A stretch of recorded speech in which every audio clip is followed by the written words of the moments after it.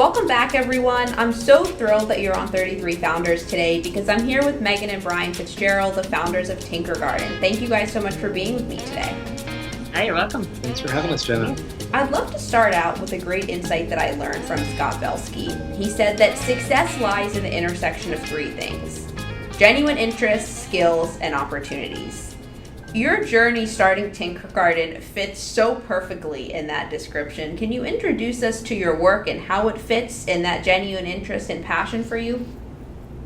Sure. So, in a nutshell, Tinkergarten, we offer outdoor kids classes and education for early childhood in kind of the best classroom of all, which is outdoors.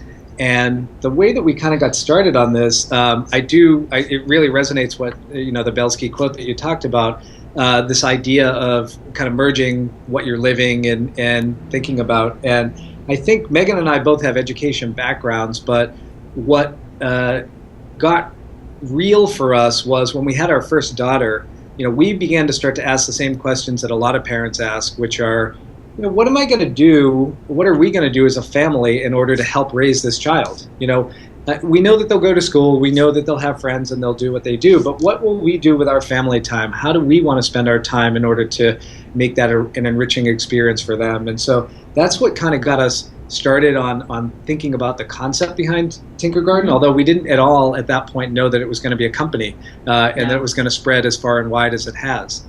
And but it began with, how do we want to spend our time as a family? What are the kinds of experiences that we want? Then our first daughter, now we have three, to spend. And what do we want to make sure she develops? What are the skills we want her to have? What are the things? What do we want for her? We want her to be a happy, well-balanced person who can operate in the world, and that means today she's a flexible thinker. She's creative. She's well-balanced. She's confident in her body and confident in her thinking and joyful and all these things. So, how do you reverse engineer joy and, problem solving and all these things? What are the things that we could be doing? And it was actually more challenging as two educators and people who think of ourselves as creative and fun and game. We weren't sure what to do. So at first, and I think that's where that was the challenge that was the opportunity that we found, is that, wow, a lot of people like us are wanting this too. And a lot of people want this kind of, that we really want to get childhood back for their children. How do we do that? So, yeah. And so that was the point at which we started to develop these activities, which then became the curriculum, which we know of today for Tinkergarten. And Meghan started running our first classes out in Prospect Park in Brooklyn. And it just sort of seemed like, the more people would hear about it, the more wanted to do it. And before long, we started to hire more and more teachers. They started to sell out classes. And that's when we kind of got the idea that, geez, this really is something that could exist anywhere. And how would we make it possible for anybody anywhere to get Tinkergarten?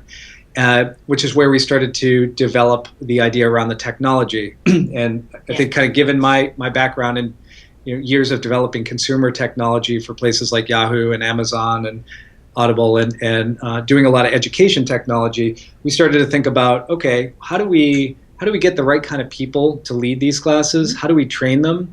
How do we mobilize them on the ground? And how do we make people aware of our classes? And so that's what we've spent a lot of our time and attention doing in the past year, is kind of building that whole infrastructure, bringing on new leaders, training them. And now Tinkergarten is happening in many places around the country. Yeah. One of my favorite ways that your work has been described is delivering old play in a way that makes sense for today's parent, because we don't live in a world where you can send your kids outside and let them play. Can you introduce us to what it's like being in a Tinkergarten class? Sure.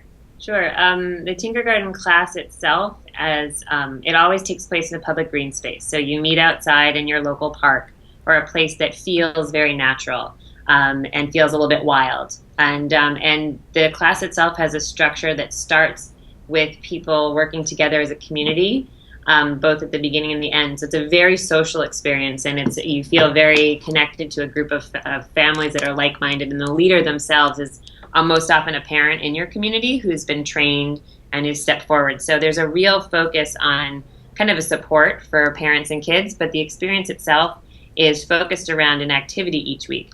And that activity is a play scenario that the leader presents to children, and then it's designed to be one that kids, there's either a problem to solve or a mystery or some kind of twist to it, and some really engaging materials. So materials like mud, sticks, or something hidden in the woods that the leader has planted for kids to discover and have to make sense of. So once that problem is sort of presented to children, then it's the kids to lead the class. Even the youngest, it'll be their play that moves the class along. And the bulk of the class is about that leader and that group of parents supporting their play but not directing it. So letting the kids just really go deep into their play.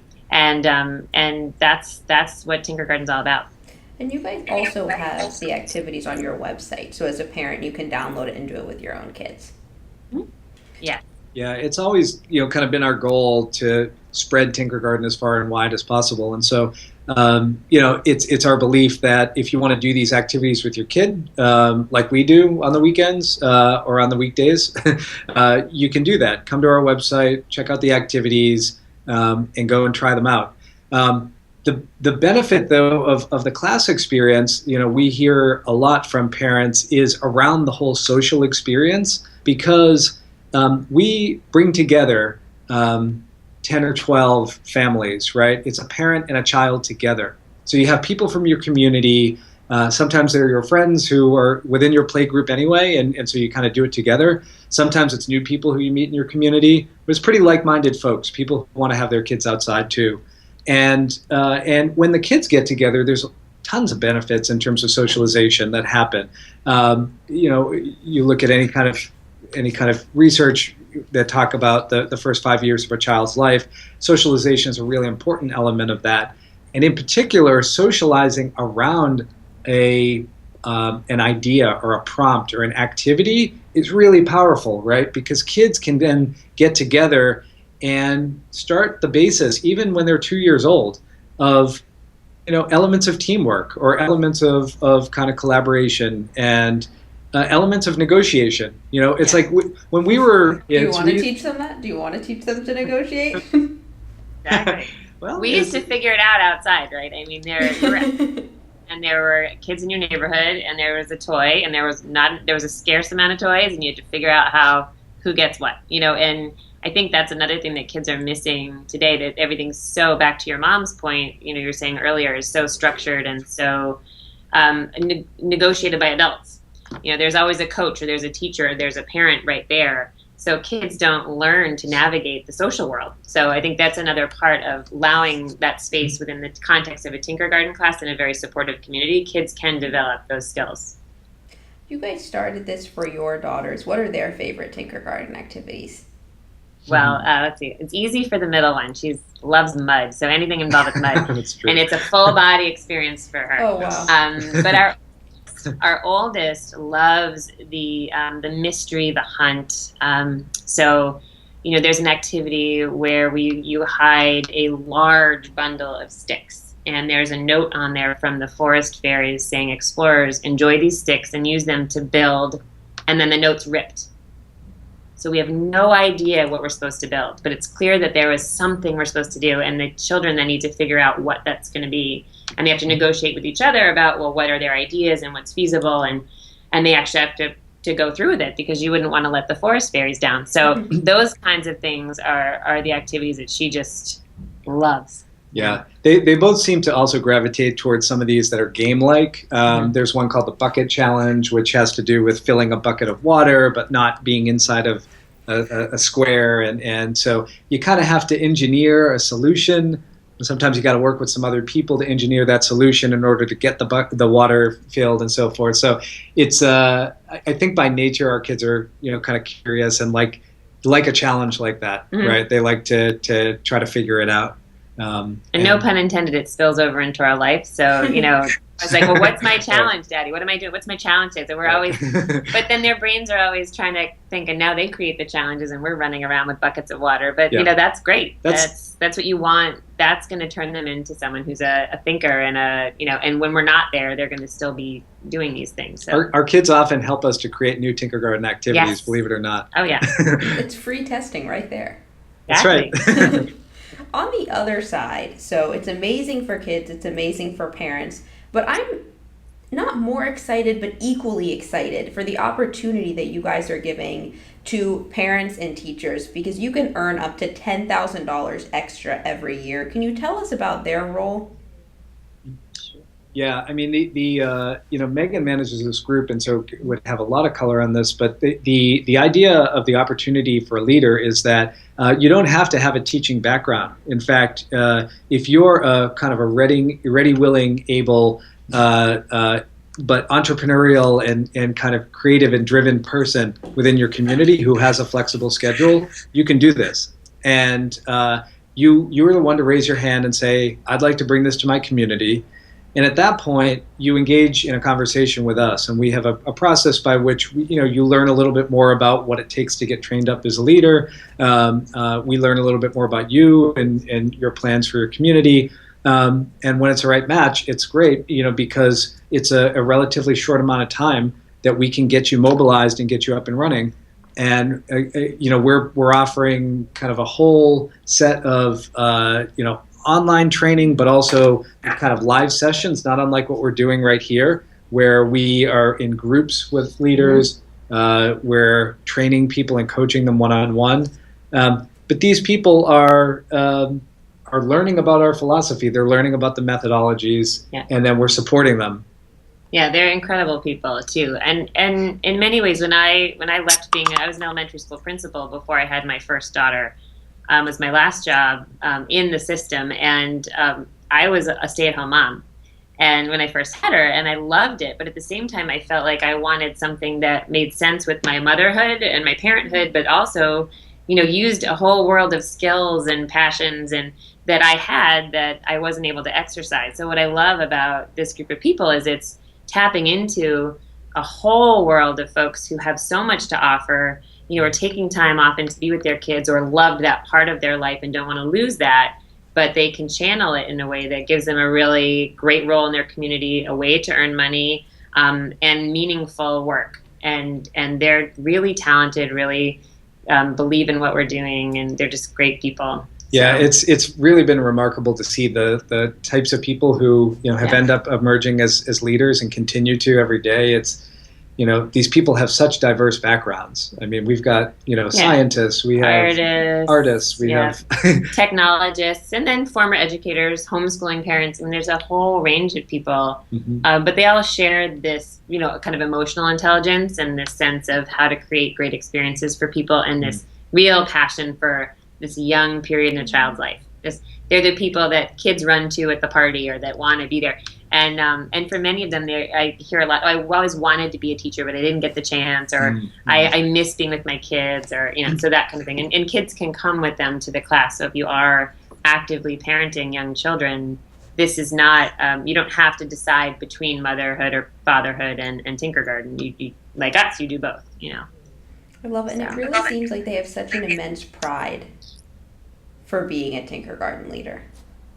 I think they do. Yeah, I think so. I think it feels really good. What we found is it's different than just a job, right? It's something that is meaningful. I think it's work that they can feel good about, and it's also something that connects people. The way that the leaders have kind of bonded and come together, the way that they just sort of automatically like to help each other to get up and running, to support one another, to talk about the different things that you need to learn in your first season of leading.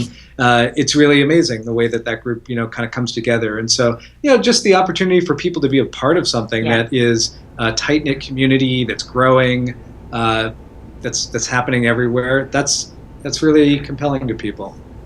It feels almost funny to say this because your company is about getting kids outside, but really the backbone is technology and the way that you're connecting the leaders to bring this to life. Tell us about how that technology is helping you guys scale so quickly. So, again, my experience before Tinkergarten has been in building kind of large-scale consumer experiences, things that tens and hundreds of thousands and millions of people actually use.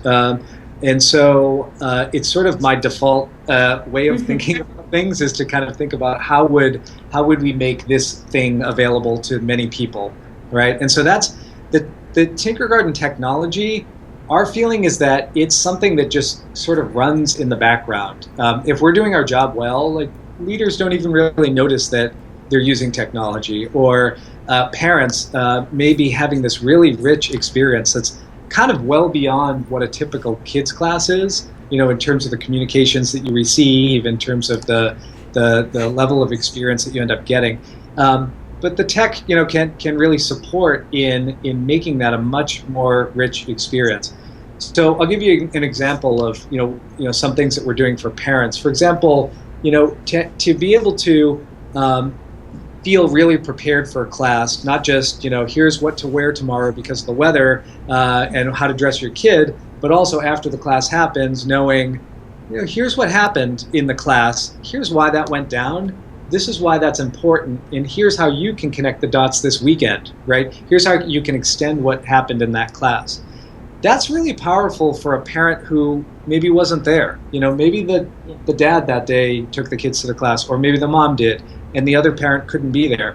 To be able to receive that information and pick up and say, okay, great, now I can connect to my kid and talk about what just happened, that's really, really powerful. And in addition, we've got a whole system which is able to collect photographs, because a lot of Tinkergarten classes can document. People are documenting what happens, right? Leaders document, but also parents have their iPhones and so forth, and they're taking pictures of their kids. Pictures are great. Yeah. Right, and so it not only is it a scrapbook and a list of memories of all the experiences they've had, but that's also tagged down to the skills that they're learning, and so the skills associated with the experiences, that gives parents kind of a background and a history of what the kid has experienced, but also gives them a connection point. So the kids can look at those pictures with the parents and say, oh, I remember when we did that. Let's go do something like that this weekend or today. And we hear these stories time and time again where kids are connected back to the experience that they had within a Tinkergarten class, which again is part of our motive, is trying to create these really memorable experiences.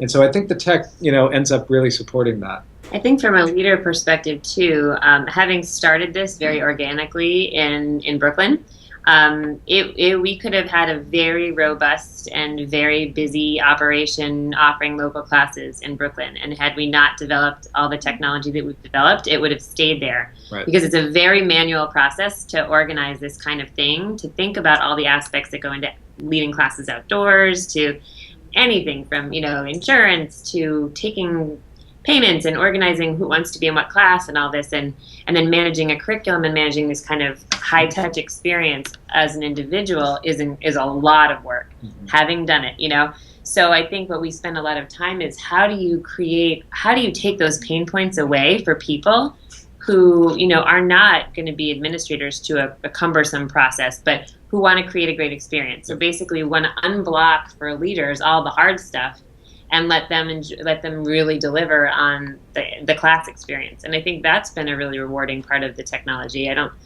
People are able to do this and still balance their lives, and it doesn't require so much of them to get it started. I think one of the most impactful insights that I read about what you guys are doing is a little boy who asked his parents if today was a Tinkergarten day. Yeah. Because that says so much about the child, because I remember loving activities but kind of being, I'd rather go to Nana's house, I don't really need to go. When it comes to expanding that, I know you guys have some pretty big expansion plans, being 50 markets in the next 6 months. Where are you going, the next 2 months? We're specifically, we're expanding into the Bay Area. We've got a ton of interest from people within that part of California, so we're going to be lighting up leaders there. There'll be leaders in Portland, Oregon. There'll be leaders down in Arizona. We've got some. Yeah, Arizona in the fall, and in we're going to have some more in Massachusetts, and even greater in the New York area. Right. And we have inbound interest actually from all over, so we'll have satellite people now that we can support. But those are the places where you'll see a cohort of people starting out. The sort of great thing about Tinkergarten is that people are often recommending people to become leaders, right? So we're getting a lot of this that's happening now. So leaders themselves are kind of saying, "Hey, this is a great, experience. I've got a friend who lives in Iowa. Or my sister wants to do this too in Galveston, Texas. So okay, yeah. So we're starting to get a lot of referral that way, and of course, it's easy enough. Everybody can think of one person who can do this, right? Who would be great at doing this, and so that's where it's very easy to recommend somebody become a new leader at Tinkergarten. Charlie O'Donnell, one of your investors, gave you guys a huge compliment when he was announcing his investment in Tinkergarten. He said, ask me which one of my portfolio companies has the greatest potential, and I'll tell you Tinkergarten. Let's say we're sitting here. Actually, no, we're sitting outside. We're sitting outside in Brooklyn at the park. It's 5 years from now. What is it going to mean to attend a Tinkergarten class, to be a Tinkergarten leader? How do you guys want your work right now to be perceived in 5 years? Well, if you think about, kind of a lot of the far-reaching programs that exist for kids, in the country, one of the ones that sort of comes to mind from our generation really is the Boy Scouts and the Girl Scouts. And that is an organization that continues to exist. I think it's maybe not as popular as it has been in years past. But I do think when we think out about what this could become and what it ought to be, that idea of almost a new kind of modern day version of what the Boy Scouts and Girl Scouts feels like something that Tinkergarten will be like in a few years, right?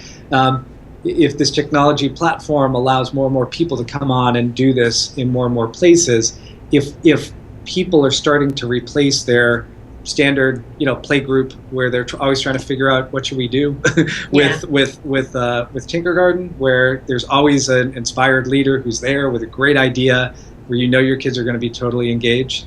I feel like that is kind of the model, right? The idea of cohorts of people in communities, in rural places, in urban places, in suburban places, everywhere, doing Tinkergarten, all connected. Is a really powerful, kind of vision I think that we have. Well, I'll hold you to it. Cheers. Before we go, just want a couple of fun questions about the two of you guys. Tinkergarten and parents aside, so the big things, we'll put those aside. Fill in the blank. Meghan is, oh, good question. Tired. No, I'm kidding. No. We have monsters in the middle of the night right now for our 2-year-old. So no, Meghan is, Meghan's a friend. Meghan is a cook. Meghan is a traveler and an experiencer. I'll zip line, I'll climb, I'll do whatever. I just want to drink in life. So that's me. And family is incredibly important. Parenthood aside, very big, very wonderful network of family and friends. That's what fuels me, I'd say. So you mentioned cooking, and I'm a huge foodie, so I have to know what your favorite meal to cook is. Oh, favorite meal. Let's see. That's a great question. Question. No, it's a wonderful question. We are about actually we've been living and we have moved and we are about to receive our grill. So my brain is very focused on grilling, but I love, so I'm an omnivore for sure.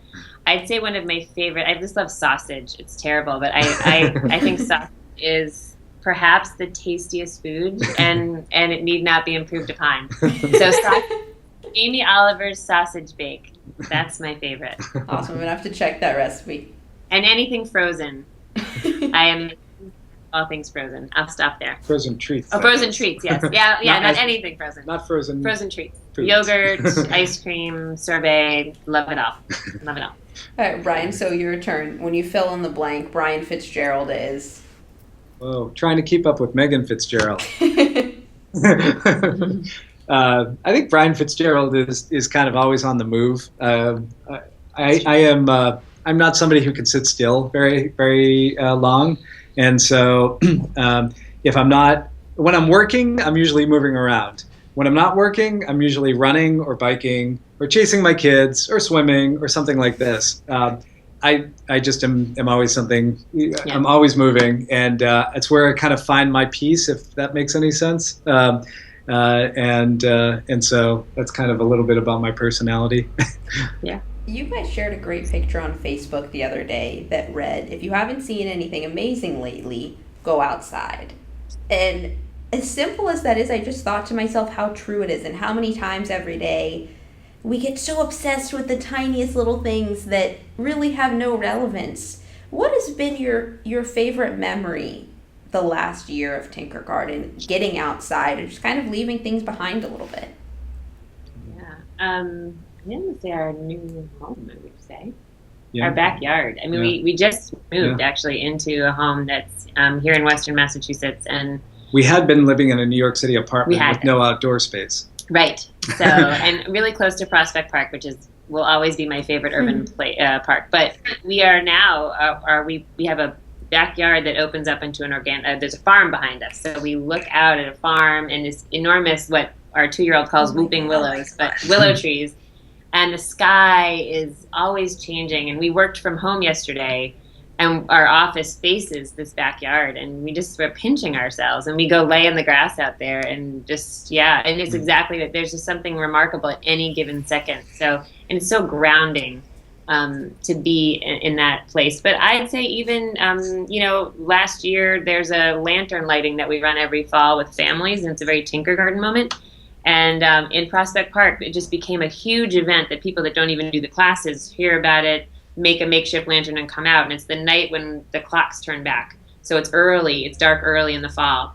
And you just see these small children and their families and this huge group of people at dusk with lanterns lit. Hundreds of people. Coming in. Our friend, Bucky plays the guitar, and it's just very organic and people are out there, and they're stopping and they're noticing the darkness, and they're noticing the changes around them. And it's so lovely. And moments like that, actually, even if you are in your Brooklyn apartment, you can have those. It's true. Just go out and get in those spaces and try and find a community of people to share in it with. And it's, you get grounded in a way that's very powerful. All right. Well, I can't thank you guys enough for taking the time to share your mission with me. As you expand so quickly, how can everyone find out about Tinkergarten classes in their community, get involved, tell their friends about it, and potential leaders?